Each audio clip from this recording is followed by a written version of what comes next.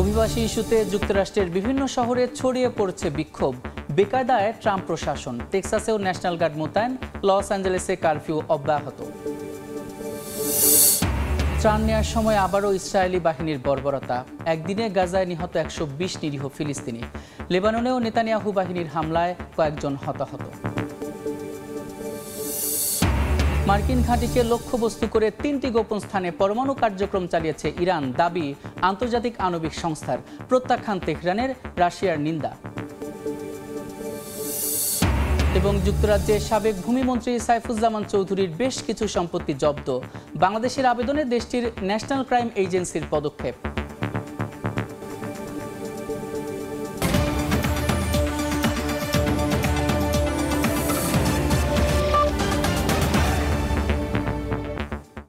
আন্তর্জাতিক সময়ের সঙ্গে আছি আমি সাদিক হাসান ইমন।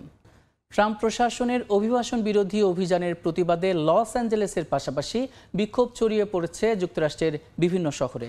লস অ্যাঞ্জেলেসে এখনও জারি রয়েছে কারফিউ। শনিবার দেশ জুড়ে নো কিং নামের বড় বিক্ষোভ সমাবেশের ডাক দেওয়া হয়েছে। এদিকে বিক্ষোভ দমাতে টেক্সাসেও মোতায়েন করা হয়েছে ন্যাশনাল গার্ড। অভিযান বন্ধ এবং সেনা প্রত্যাহারের দাবি জানিয়েছে লস অ্যাঞ্জেলেসের মেয়র। ক্যালিফোর্নিয়া থেকে আরও জানাচ্ছেন লস্কর আল মামুন। ট্রাম্প প্রশাসনের বিরুদ্ধে বিক্ষোভ এখন আর লস অ্যাঞ্জেলেসে সীমাবদ্ধ নেই, ছড়িয়ে পড়েছে পুরো যুক্তরাষ্ট্রে। চলমান বিক্ষোভের 6ষ্ঠ দিনে লস অ্যাঞ্জেলেসের বিক্ষোভকারীদের সঙ্গে সংহতি প্রকাশ করে ওয়াশিংটন ডিসি, নিউ ইয়র্ক ও শিকাগো সহ বেশ কয়েকটি শহরে বিক্ষোভের ডাক দেয়া হয়। রাস্তায় নেমে আসে হাজার হাজার মানুষ। বিক্ষোভ নিয়ন্ত্রণে টেক্সাস অঙ্গরাজ্যের কিছু এলাকায়ও ন্যাশনাল গার্ডের সদস্য মোতায়েন করা হয়েছে। এরই মধ্যে আগামী শনিবার যুক্তরাষ্ট্র জুড়ে নো কিং নামে বড় বিক্ষোভ সমাবেশের ডাক দেয়া হয়েছে। ধারণা করা হচ্ছে এ যাবৎকালের সবচেয়ে বড় গণজামায়াত হতে পারে এদিন। আন্দোলনের শুরু থেকেই ট্রাম্প প্রশাসনের বিরুদ্ধে শক্ত অবস্থান নেয় ক্যালিফোর্নিয়ার জনপ্রতিনিধিরা। অঙ্গরাজ্যটির 30 শহরের মেয়রদের নিয়ে এক যৌথ সংবাদ সম্মেলনে অভিবাসী বিরোধী অভিযান বন্ধ এবং মার্কিন সেনা প্রত্যাহারের দাবি জানান লস অ্যাঞ্জেলেসের মেয়র কারেন ব্যাস। সেনা মোতায়েনের কারণে সাধারণ মানুষ ভীত সন্ত্রস্ত হয়ে পড়েছেন বলেও জানান তিনি। চলমান বিক্ষোভকে কেন্দ্র করে সহিংসতা ও লুটপাটের ঘটনায় লস অ্যাঞ্জেলেসে জারি রয়েছে কারফিউ। আগামী বেশ কয়েকদিন কারফিউ বলবৎ থাকবে বলেও জানায় মেয়র অফিস। কারফিউয়ের প্রথম দিনে বড় ধরনের কোনো সহিংসতা না ঘটলেও অব্যাহত রয়েছে গণগ্রেপ্তার। মঙ্গলবার পর্যন্ত আটক করা হয় প্রায় 3 শতাধিক। এদিকে লস অ্যাঞ্জেলেসে মোতায়েন করা ন্যাশনাল গার্ডের প্রায় 500 সেনাকে অভিবাসন কার্যক্রমে এজেন্টদের সহায়তার জন্য প্রশিক্ষণ দেওয়া হয়েছে বলে জানিয়েছেন মার্কিন এক সেনা কর্মকর্তা। মেরিন সেনারাও এতে অংশ নিয়েছেন বলে জানানো হয়। লস্কর আল মামুন, সময় সংবাদ, লস অ্যাঞ্জেলেস, যুক্তরাষ্ট্র। ক্ষুধার্তকে খাদ্য দেওয়ার নামে অব্যাহত আছে ইসরায়েলের প্রাণঘাতী হামলা। খাদ্য সহায়তার সারিতে দাঁড়িয়ে আবারও প্রাণ গেছে 57 ফিলিস্তিনির। এ নিয়ে গাজায় বিভিন্ন এলাকায় গেল একদিনে প্রাণ গেছে অন্তত 120 জন বাসিন্দার। এদিকে লেবাননের দক্ষিণের বাইতলিফ শহরে ইসরায়েলি হামলায় 3 জন আহত হয়েছেন, সেখানে নিহত হয়েছেন 1 জন। বিশ্ববাসীর ক্ষোভ, নিজ দেশের নাগরিকের তোপ আর নিরীহ ফিলিস্তিনিদের দীর্ঘশ্বাস। কোনো কিছুতেই থামছে না গাজায় নেতানিয়াহু বাহিনীর আগ্রাসন। প্রতিদিনই বিভিন্ন এলাকায় প্রাণ দিতে হচ্ছে বাসিন্দাদের। এমনকি খাদ্য সহায়তা দেওয়ার নামে দীর্ঘদিন ধরে মানুষের সারির ওপর নির্বিচারে চালানো হচ্ছে হামলা। যারাই খাদ্যের সন্ধানে যাচ্ছেন তারাই পরিণত হচ্ছেন লক্ষ্যবস্তুতে। এরই মধ্যে উপত্যকাটিতে আগ্রাসন বন্ধে ইসরায়েলের উপর চাপ বাড়াতে ইইউর প্রতি আহ্বান জানিয়েছেন ফিলিস্তিনের প্রধানমন্ত্রী মোহাম্মদ মুস্তফা। তিনি নতুন নিযুক্ত মধ্যপ্রাচ্য শান্তিদূত ক্রিস্টোফ বিগোর সঙ্গে বৈঠকে গাজায় যুদ্ধ থামাতে ইউরোপের কার্যকর হস্তক্ষেপ চেয়েছেন। ইইউ দূত বিগত বলেছেন, যুদ্ধবিরতি, মানবিক সহায়তা পৌঁছানো এবং গাজার পুনর্গঠন 3টি বিষয়েরই এখন সবচেয়ে বড় অগ্রাধিকার হওয়া উচিত। এই আলোচনার প্রেক্ষাপটেই আগামী সপ্তাহে নিউ ইয়র্কে অনুষ্ঠিত হতে যাচ্ছে জাতিসংঘ আয়োজিত আন্তর্জাতিক শান্তি সম্মেলন, যেখানে একটি স্বাধীন ফিলিস্তিন রাষ্ট্র গঠনের রূপরেখা নিয়েও আলোচনা হবে। এদিকে লেবাননেও হামলা চালিয়ে যাচ্ছে ইসরায়েল। দেশটির দক্ষিণের বাইতলিপ শহরের নেতানিয়াহু বাহিনীর ড্রোন হামলায় হতাহত হয়েছেন বেশ কয়েকজন। সাধারণ বাসিন্দাদের উপর সরাসরি হামলা চালালেও নেতানিয়াহু প্রশাসনের দাবি হিজবুল্লাহর লক্ষ্যবস্তুতে হামলা চালিয়েছে তারা। নাদিম মারজান, সময় সংবাদ। 3টি গোপন স্থানে ঘোষণাবিহীন পরমাণু কার্যক্রম চালিয়েছে ইরান। আন্তর্জাতিক আণবিক সংস্থা IAEA এর এমন প্রতিবেদনকে মিথ্যা বলছে তেহরান। মার্কিন ঘাঁটিকে লক্ষ্যবস্তু বানিয়ে হামলার হুমকি দিয়েছে দেশটি। আণবিক সংস্থার এমন অভিযোগের নিন্দা জানিয়েছে রাশিয়াও। দীর্ঘদিন ধরে ইরানের পরমাণু কার্যক্রম বন্ধে মরিয়া হয়ে উঠেছে ট্রাম্প প্রশাসন। এরই জেরে দফায় দফায় দেশটির সঙ্গে পরোক্ষ বৈঠকের পাশাপাশি দিয়েছে একের পর এক নিষেধাজ্ঞাও। এবার আন্তর্জাতিক আণবিক সংস্থা IAEA অভিযোগ করেছে 3টি গোপন স্থানে ঘোষণাবিহীন পরমাণু কার্যক্রম চালিয়েছে ইরান। যদিও ইরানের পারমাণবিক সংস্থার প্রধান এই অভিযোগ সরাসরি প্রত্যাখ্যান করেছেন, বলেন এটি মিথ্যা অভিযোগ। কোনো প্রতিবেদনে এমন কিছু নেই যা ইরানের বাধা বা অনিয়ম প্রমাণ করে। তিনি আরো বলেন, পারমাণবিক ইস্যুতে প্রতিপক্ষ যদি আগ্রাসী সিদ্ধান্ত নেয় তাহলে ইরানও আগের মতো নয়, বরং আরো কঠোর জবাব দেবে। এর পাশাপাশি অভিযোগ করেন যুক্তরাষ্ট্র ও 3টি দেশ ইসরায়েলের পরমাণু অস্ত্র কর্মসূচিকে সহযোগিতা করছে, অথচ দায় চাপাচ্ছে তেহরানের উপর। এদিকে ইরানের প্রতিরক্ষা মন্ত্রী আজিজ নাসির জাদে হুঁশিয়ারি দিয়েছেন, পরমাণু আলোচনা ভেস্তে গেলে এবং সংঘাত শুরু হলে অঞ্চলের সব মার্কিন ঘাঁটি ইরানের নিশানায় থাকবে। বলেন, তেহরানের হাতের নাগালে সব ঘাঁটি, প্রয়োজনে হামলা চালাতে এক মুহূর্ত দেরি করবে না তারা। এরই মধ্যে রাশিয়া বলছে পশ্চিমা দেশগুলোর নিন্দাজনক এমন অভিযোগ ও প্রস্তাব পরিস্থিতিকে আরো খারাপ করবে। চলমান IAEA এর বোর্ড বৈঠকে প্রস্তাবের বিরুদ্ধে কূটনৈতিক বার্তা দিয়েছেন রুশ দূত মিখাইল উলিয়ানভ। তেহরানও বলছে এমন সিদ্ধান্ত এলে তারা সঙ্গে সঙ্গে জবাব দেবে। নাদিম মারজান, সময় সংবাদ। যুক্তরাজ্যে সাবেক ভূমিমন্ত্রী সাইফুজ্জামান চৌধুরীর মালিকানাধীন বেশ কিছু সম্পত্তি জব্দ করেছে দেশটির ন্যাশনাল ক্রাইম এজেন্সি। কাতার ভিত্তিক গণমাধ্যম আল জাজিরার প্রতিবেদন অনুযায়ী বাংলাদেশ কর্তৃপক্ষের আইনি অনুরোধের পরিপ্রেক্ষিতে এই পদক্ষেপ নিয়েছে যুক্তরাজ্য। মানি লন্ডারিংয়ের অভিযোগে ক্ষমতাচ্যুত প্রধানমন্ত্রী শেখ হাসিনার ঘনিষ্ঠ এবং আওয়ামী লীগের নেতা সাইফুজ্জামান চৌধুরীর বিরুদ্ধে এরই মধ্যে শুরু হয়েছে তদন্ত। চলমান তদন্তের অংশ হিসেবে NCA সাইফুজ্জামান চৌধুরীর বেশ কিছু সম্পত্তির বিরুদ্ধে ফ্রিজিং অর্ডার জারি করেছে। সাইফুজ্জামানের বিরুদ্ধে বিপুল অর্থ পাচারের অভিযোগও রয়েছে।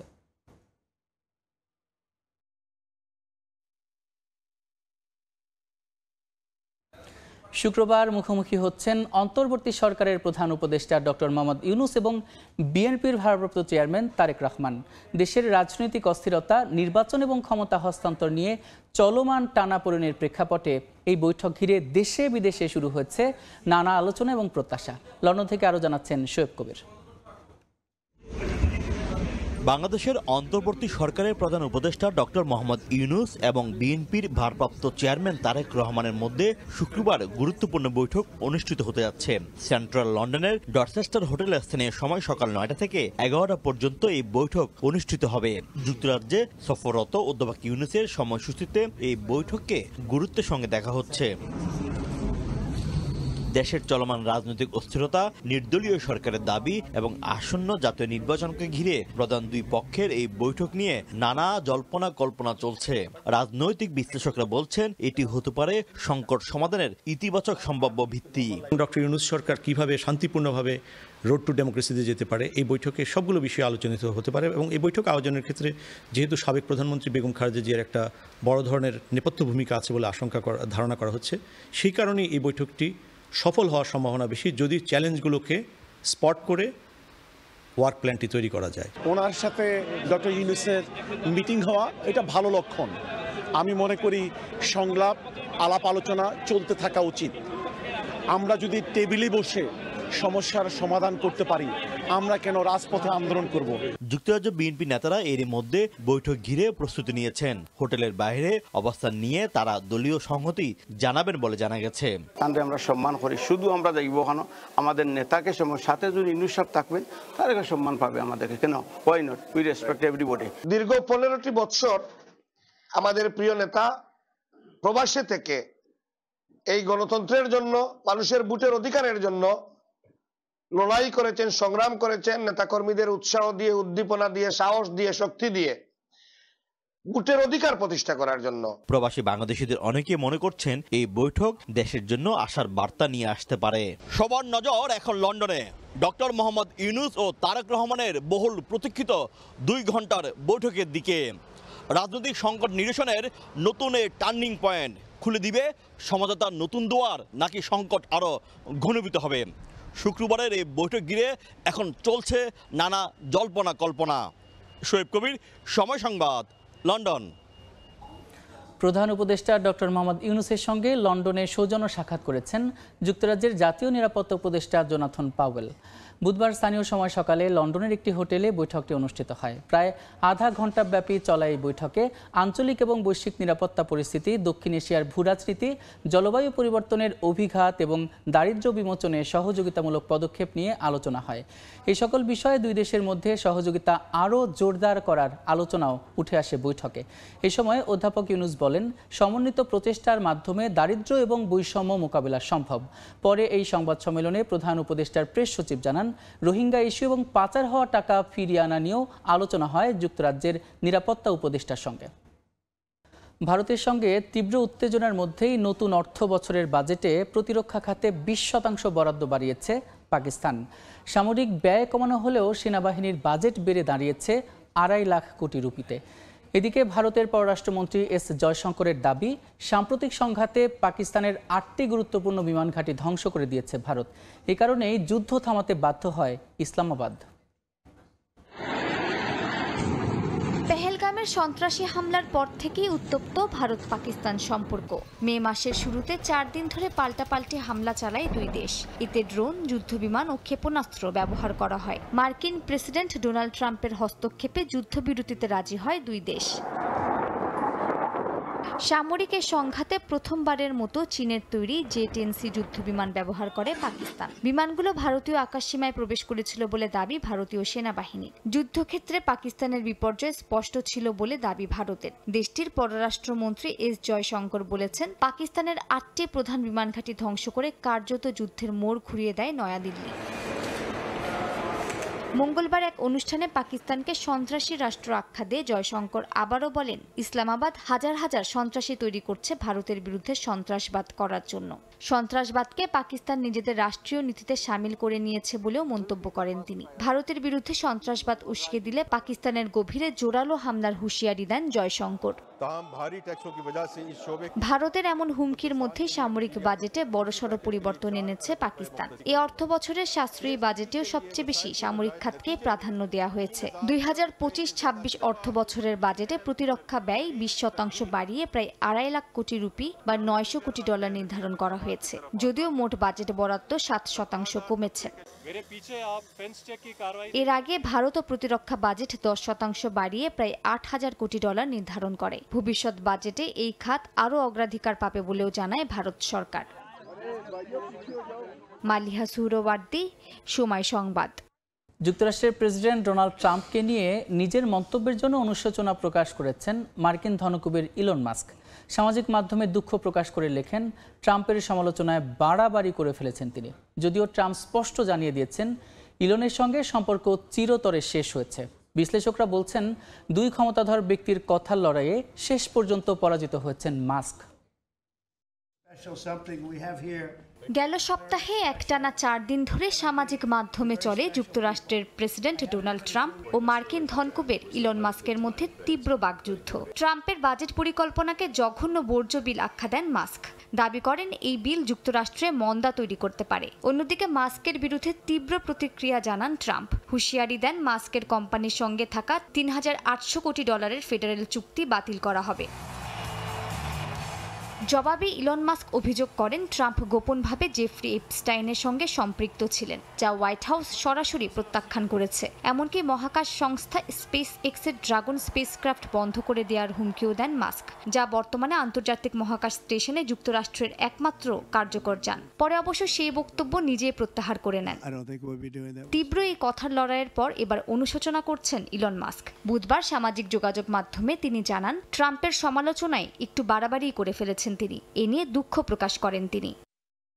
এদিকে দ্য গার্ডিয়ানের এক প্রতিবেদন অনুযায়ী ট্রাম্পের সঙ্গে দ্বন্দ্বের জেরে পরাজিত হয়েছেন মাস্ক। মার্কিন প্রেসিডেন্টের সঙ্গে কথা কাটাকাটির পরেই তার কোম্পানি টেসলার শেয়ার 15% পড়ে যায়। এতে প্রায় $15,000 কোটি বাজার মূল্য হারায় কোম্পানিটি। মাস্ক যদিও এখনো বিশ্বের শীর্ষ ধনীদের তালিকায় আছেন, তবে তার সম্পদ থেকে এর মধ্যেই প্রায় $9,000 কোটি উধাও হয়ে গেছে। দ্য গার্ডিয়ানকে বিশ্লেষকরা বলেন, ট্রাম্পের সঙ্গে দ্বন্দ্বে টিকে থাকতে হলে শুধু প্রযুক্তিগত দক্ষতা নয়, রাজনৈতিক বুদ্ধি থাকতে হবে মাস্কের। মালিহা সুহরওয়ার্দী, সময় সংবাদ। 10 জুন থেকে শুরু হওয়া হাজিদের ফিরতি হজ ফ্লাইট চলবে আগামী 10 জুলাই পর্যন্ত। এবারের হজে অংশগ্রহণ করেছেন 87,100 জন বাংলাদেশি মুসল্লি। তবে এবারের হজ কার্যক্রমে সার্বিক ব্যবস্থাপনা ভালো থাকলেও বার্ধক্য এবং বিভিন্ন শারীরিক জটিলতার কারণে এ পর্যন্ত অন্তত 20 জন বাংলাদেশি মুসল্লি মৃত্যুবরণ করেছেন। এছাড়া আরাফাত দিবসের পর থেকে 5 জন মুসল্লি নিখোঁজ রয়েছেন। সৌদি আরব থেকে আরও জানাচ্ছেন আরিফুর রহমান। প্রতি বছর হজে গিয়ে বহু মানুষ বিভিন্ন কারণে প্রাণ হারান, নিখোঁজ হন অনেকে। সৌদি আরবের আইন অনুযায়ী কোনো ব্যক্তি হজ করতে গিয়ে যদি মারা যান, তাহলে তার মরদেহ সৌদি আরবে দাফন করা হয়, নিজ দেশে আনতে দেওয়া হয় না। এমনকি পরিবার পরিজনের কোনো আপত্তিও গ্রহণ করা হয় না। এবার 10 জুন থেকে শুরু হওয়া হাজিদের ফিরতি ফ্লাইট চলবে আগামী 10 জুলাই পর্যন্ত। এবারের হজে অংশ নিয়েছেন 87,100 জন বাংলাদেশি মুসল্লি। সার্বিক ব্যবস্থাপনা ভালো থাকলেও বার্ধক্য ও বিভিন্ন শারীরিক জটিলতার কারণে এ পর্যন্ত অন্তত 20 জন বাংলাদেশি মুসল্লি মৃত্যুবরণ করেছেন। এছাড়া আরাফাত দিবসের পর থেকে নিখোঁজ রয়েছেন 5 জন। 2025 সালের পবিত্র হজ পালন নিয়ে সার্বিক পরিস্থিতি সম্পর্কে বিস্তারিত জানিয়েছেন ধর্ম বিষয়ক উপদেষ্টা ডক্টর আবুল ফয়েজ মোহাম্মদ খালিদ হোসেন। টোটাল হজ ব্যবস্থাপনা আমাদের অন্তর্বর্তীকালীন সরকারের মাননীয় প্রধান উপদেষ্টা প্রফেসর ডক্টর মোহাম্মদ ইউনূস সাহেবের প্রতি আমরা কৃতজ্ঞতা জানাচ্ছি। তিনি সবসময় হজের খোঁজখবর রাখেন, মনিটর করছেন। এমনকি আমরা হজ টিম নিয়ে যখন এখানে এসেছি, 87,100 জন হাজি নিয়ে যখন আমরা সৌদি আরবে এসেছি, তিনি আমাদের সাথে সার্বক্ষণিক যোগাযোগ রেখেছেন। হজে অংশ নেওয়া বাংলাদেশি হাজিদের মধ্যে আবেগ, ত্যাগ এবং আস্থা ছিল স্পষ্ট। সাময়িক কিছু দুর্ভোগ থাকলেও সার্বিকভাবে ব্যবস্থাপনা প্রশংসনীয় ছিল বলেই মনে করছেন অনেক হাজি। কারণ আমরা দেশে যাওয়ার জন্য প্রস্তুতি নিচ্ছি। আগামী পরশুদিন 13 তারিখ রাত্রে 8টার সময় আমাদের দেশের ফ্লাইট, সেটা শিডিউল এখন পর্যন্ত ইনশাল্লাহ ঠিক আছে। এবারের হজ ব্যবস্থাপনা অন্য বছরের চেয়ে অনেক ভালো ছিল এবং সুশৃঙ্খল ছিল। এই জন্য আমরা আল্লাহ পাকের শুকরিয়া আদায় করছি। বিগত বছরের তুলনায় এবছরের ফ্লাইট এবং মক্কা মদিনার সুযোগ সুবিধা এবং মিনার সুযোগ সুবিধা অত্যন্ত ভালো ছিল। পবিত্র হজ পালনে গিয়ে নিখোঁজ হওয়াদের দ্রুত সন্ধান এবং আগামী দিনে বয়স্কদের জন্য অতিরিক্ত সুবিধা নিশ্চিতের তাগিদ বিশেষজ্ঞদের। মক্কা থেকে আরিফুর রহমান, সময় সংবাদ। বিশ্বজুড়ে বাড়ছে ইসলাম ধর্মাবলম্বী মানুষের সংখ্যা। যুক্তরাষ্ট্রভিত্তিক গবেষণা সংস্থা পিউ রিসার্চের গ্লোবাল রিলিজিয়াস ল্যান্ডস্কেপ নামের এক গবেষণায় এ তথ্য উঠে এসেছে। তাদের দাবি, গত 1 দশকে ইসলাম ধর্মাবলম্বী মানুষের সংখ্যা বেড়েছে। গবেষণায় আরও বলা হয়েছে, বিশ্বব্যাপী মুসলিম জনসংখ্যা বৃদ্ধির পেছনে ধর্মান্তরের ভূমিকা খুবই কম। অন্যদিকে 2010 সালের পর থেকে বিশ্বে খ্রিস্টান জনসংখ্যা প্রায় 1.8% কমেছে বলেও দাবি করা হয়। বিশ্বের দ্বিতীয় বৃহত্তম ধর্ম ইসলাম। পৃথিবীর মোট জনসংখ্যার 1/4 অর্থাৎ 200 কোটির বেশি মানুষ ইসলাম ধর্মের অনুসারী। আর দিন দিন এই সংখ্যা বেড়েই চলেছে। বিশেষ করে মুসলিম সংখ্যাগরিষ্ঠ দেশগুলোতেই এর হার বেশি। এ নিয়ে সম্প্রতি যুক্তরাষ্ট্র ভিত্তিক গবেষণা সংস্থা পিউ রিসার্চের গ্লোবাল রিলিজিয়াস ল্যান্ডস্কেপ নামের গবেষণাপত্র প্রকাশ করা হয়েছে। এতে বলা হয়, গত 1 দশকে বিশ্বজুড়ে বেড়েছে ইসলাম ধর্মাবলম্বী মানুষের সংখ্যা। তাদের দাবি, প্রাকৃতিকভাবেই এই প্রবৃদ্ধি। সবচেয়ে বেশি প্রবৃদ্ধি দেখা গেছে কাজাখস্তান, বেলিন ও লেবাননে। অন্যদিকে ওমান ও তানজানিয়ায় মুসলিমদের অনুপাত অনেকটাই কমে গেছে। গবেষণায় দাবি করা হয়েছে, খ্রিস্ট ধর্ম এখনও বিশ্বের সবচেয়ে বড় ধর্ম। প্রায় 230 কোটি মানুষ এই ধর্মের অনুসারী। তবে ইসলাম ও খ্রিস্ট ধর্মের মধ্যে ব্যবধান দিন দিন কমছে। 2015 থেকে 20 সালের তথ্য অনুযায়ী গড়ে একজন মুসলিম নারী তার জীবনে 2.9টি সন্তান জন্ম দেন, যেখানে একজন অমুসলিম নারীর গড় সন্তান সংখ্যা 2.2। গবেষণায় আরও বলা হয়, বিশ্বব্যাপী মুসলিম জনসংখ্যা বৃদ্ধির পেছনে ধর্মান্তরের ভূমিকা খুবই কম। ইসলামই একমাত্র ধর্ম যেখানে যারা ধর্মান্তরিত হয়ে ইসলাম গ্রহণ করেছেন তাদের সংখ্যা ধর্মত্যাগী ব্যক্তিদের চেয়ে বেশি। অথচ একজন প্রাপ্তবয়স্ক ব্যক্তি যখন খ্রিস্ট ধর্ম গ্রহণ করেছেন সেখানে 3 জন খ্রিস্ট ধর্ম ত্যাগ করেছেন। বৌদ্ধ ও হিন্দু ধর্মেও ধর্মগ্রহণের চেয়ে ধর্মত্যাগের হার বেশি। অন্যদিকে 2010 সালের পর থেকে বিশ্বে খ্রিস্টান জনসংখ্যা প্রায় 1.8% কমেছে বলেও দাবি করা হয়। পিউ রিসার্চের বিশ্লেষণে দেখা গেছে এখনও 60% দেশ ও অঞ্চলে খ্রিস্ট ধর্মের অনুসারীরাই সংখ্যাগরিষ্ঠ। তবে খ্রিস্ট ধর্মের অনুসারীর সংখ্যা 40টি দেশে অন্তত 5% করে কমেছে এবং মাত্র একটি দেশে উল্লেখযোগ্য হারে বেড়েছে। নাদিম মারজান, সময় সংবাদ।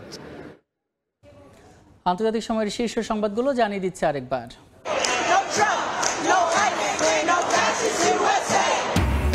অভিবাসী ইস্যুতে যুক্তরাষ্ট্রের বিভিন্ন শহরে ছড়িয়ে পড়ছে বিক্ষোভ। বেকায়দায় ট্রাম্প প্রশাসন। টেক্সাসেও ন্যাশনাল গার্ড মোতায়েন, লস অ্যাঞ্জেলেসে কারফিউ অব্যাহত। ত্রাণ নেওয়ার সময় আবারও ইসরায়েলি বাহিনীর বর্বরতা। একদিনে গাজায় নিহত 120 নিরীহ ফিলিস্তিনি। লেবাননেও নেতানিয়াহু বাহিনীর হামলায় কয়েকজন হতাহত। এবং মার্কিন ঘাঁটিকে লক্ষ্যবস্তু করে 3টি গোপন স্থানে পরমাণু কার্যক্রম চালিয়েছে ইরান। দাবি আন্তর্জাতিক আণবিক সংস্থার। প্রত্যাখ্যান তেহরানের, রাশিয়ার নিন্দা।